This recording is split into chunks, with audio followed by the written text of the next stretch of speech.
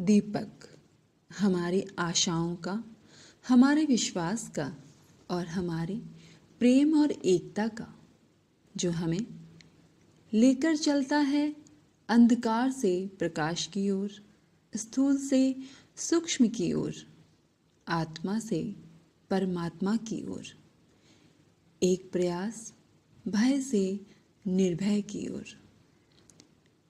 प्रकृति कितनी स्वच्छ, निर्मल और पवित्र दिखाई दे रही है गत कुछ दिवस से, और कानों में रस घोलता पक्षियों का चहचहाना सुन पाते हैं हम, जो गाड़ियों के शोर में गुम हो गया था।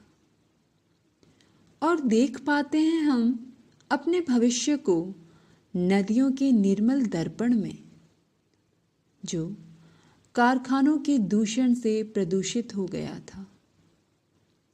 महसूस कर पाते हैं हम उस सुगंधित बयार को, जो हमारे अंतःस्थल को शीतल करती है।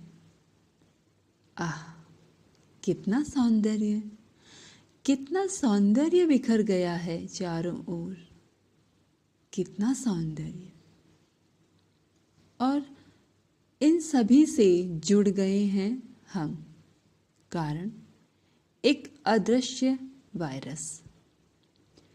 वायरस वायु में जो फैल गया है रस, रस जो एकता का है, रस जो आपसी प्रेम का है, रस जो परपीड़ा को महसूस करने का है, जिसने मनुष्य को जोड़ा मनुष्य से। और आलोचक कहते हैं कि अर्थव्यवस्था रुक सी गई है। नहीं, जरा देखिए, अब तो अर्थ की व्यवस्था समझ आने लगी है। रिश्तों का अर्थ, प्रेम का अर्थ, सहयोग का अर्थ, जल का अर्थ, अनाज का अर्थ, अर्थ इस प्रकृति का।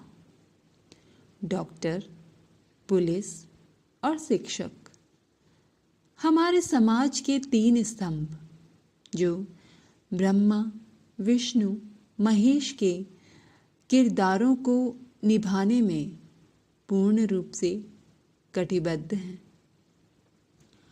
और अपने कर्तव्यों की पूजा में आनंद मग्न हैं।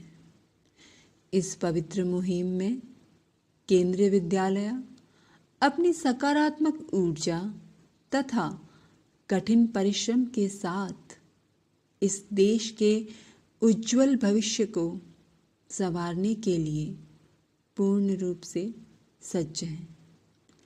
प्यारे देशवासियों, इस कठिन चुनौती पर हम संयम तथा सकारात्मक रवैये से ही विजय प्राप्त कर सकते हैं।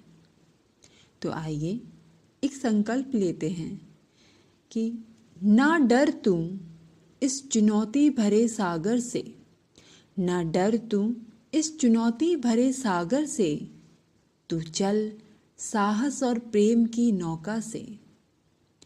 दूर नहीं है हम, दूर नहीं है हम अब मंजिल से, मिलना है हमें नव भारत भाग्य विधाता से, नव भारत भाग्य विधाता से, नव भारत भाग्य विधाता से।